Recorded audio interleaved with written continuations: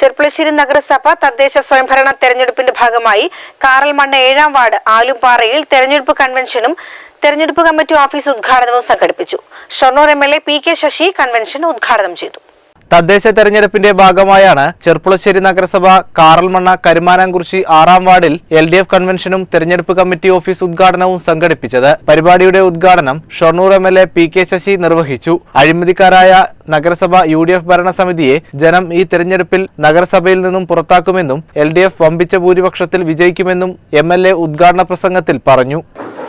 ചെർപ്പുളശ്ശേരി നഗരസഭയിൽ കഴിഞ്ഞ തവണ സംഭവിച്ചുപോയ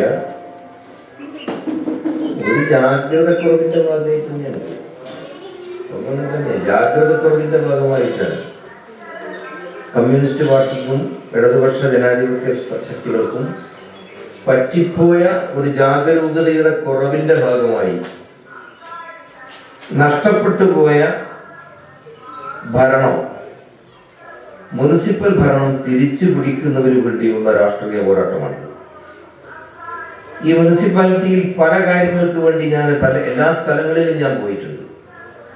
ഇവിടെ മിക്കവാറും വരാറുള്ളത് ഒരു തുറന്ന സ്ഥലത്താണ്. ഈ സ്ഥലമല്ല, അതിന്റെ അപ്പുറത്താണ്, അവിടെയാണ് വരാറുള്ളത്.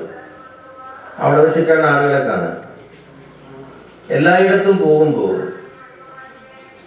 ബോധ്യപ്പെട്ട ഒരു കാര്യം, ഈ മുനിസിപ്പാലിറ്റിയിലെ ജനങ്ങൾ നിലവിലുള്ള അവസ്ഥയിൽ നിന്ന് ഒന്ന് മാറി ചിന്തിക്കാൻ താല്പര്യപ്പെടുന്നു എന്നാണ് മനസ്സിലാക്കാൻ സാധിച്ചിട്ടുള്ളത്.